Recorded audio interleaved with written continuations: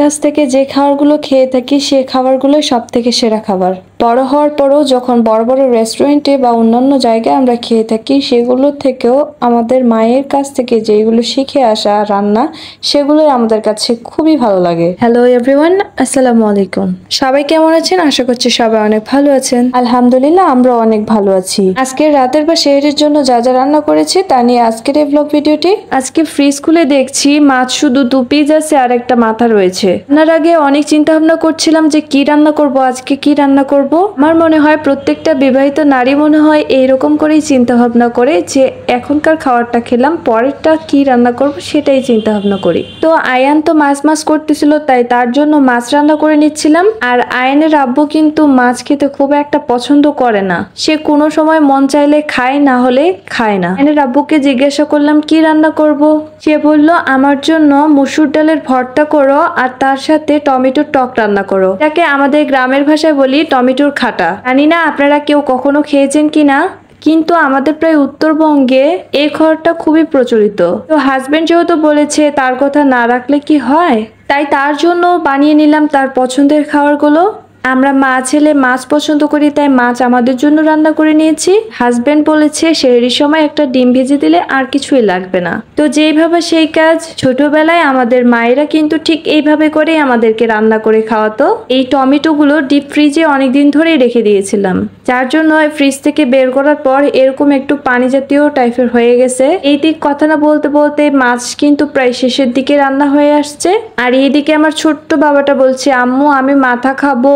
শুনছেন তার কথা, এতটুকু বাচ্চা নাকি মাছের মাথা খাবে। এখনো পর্যন্ত নিজের বাবাটাই পারলো না মাছের মাথা খেতে, তার ছেলে কিন্তু মাছের মাথা খেতে খুবই পছন্দ করে।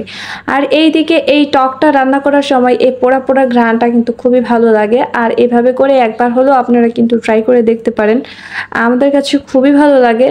এই রেসিপিটা কিন্তু খুবই একটা সহজ, বলতে গেলে সাধারণ একটা রেসিপি। এইখানে কিছুটা রসুন ও শুকনো মরিচ আর জিরা নিয়েছি, নেওয়ার পরে এখানে আমি তেলে দিয়ে দিচ্ছি। কি যে সুন্দর একটা ঘ্রাণ বেরোচ্ছে না। এই সাধারণ রান্নাটাই খেতে গেলে কেমন জানি অসাধারণ মনে হয়। সত্যি বলছি এই রান্নাতে তেমন কোনো কিছুই প্রয়োজন পড়ে না। চাইলে কিন্তু এই টমেটোটা পোড়া পোড়ার মতো নাও করতে পারেন, এমনি থেকেও পানিতে সেদ্ধ করে নিতেও পারেন। আর এইদিকে আমি এখন সেই ভেজে রাখা ডালগুলো দিয়ে দিলাম, কিছুটা লবণ দিয়ে দিচ্ছি আর পানি দিয়ে দেবো, হলুদ দিয়ে দিচ্ছি, একটু রসুন বাটা দিয়ে দেবো। আমার কাছে এই ভর্তাটা কিন্তু খেতে খুবই ভালো লাগে, তাও আবার গরম ভাতের সাথে।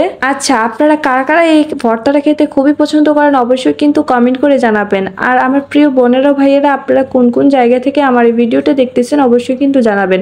যারা দিনাজপুর রংপুর থেকে দেখতেছেন তাদেরকে তো অসংখ্য ধন্যবাদ, কারণ নিজ এলাকার মানুষ বলে কথা।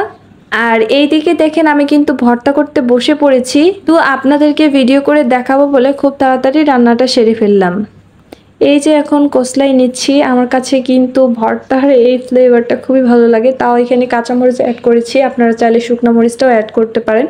তো এখানে কাঁচামরিচ সিদ্ধটাই আইনের আব্বু দিতে বলেছিল, সে কাঁচামরিচটাই অনেক পছন্দ করে। আর এরপরেই তো আমি সর্ষের তেল দিয়ে মেখে নিচ্ছি। কি যে ভালো লাগতেছে না, দেখতেই মনে হচ্ছে জিহ্বায় পানি চলে আসতেছে।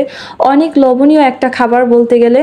আর মসুর ডাল কিন্তু আমাদের শরীরের জন্য খুবই উপকারী একটা খাবার বলতে গেলে। ছোটবেলায় তো মায়ের হাতে এই মাখাটা কতটাই যে টেস্টি ছিল যেটা বলার বাইরে। এখন নিজের হাতে মাখলেও কিন্তু তেমন খুব একটা ভালো লাগে না। সবশেষে এই তো দেখিয়ে দিলাম আপনাদেরকে প্লেট সাজানোটা কেমন হয়েছে, অবশ্যই কিন্তু কমেন্ট করে জানাবেন আপনারা। আর আমার এই ভিডিওটি ভালো লেগে থাকলে অবশ্যই একটা লাইক কমেন্ট শেয়ার চাই। আজকের এই ভিডিওটি এইখানেই শেষ করলাম, সবাই ভালো থাকবেন, আল্লাহ হাফেজ।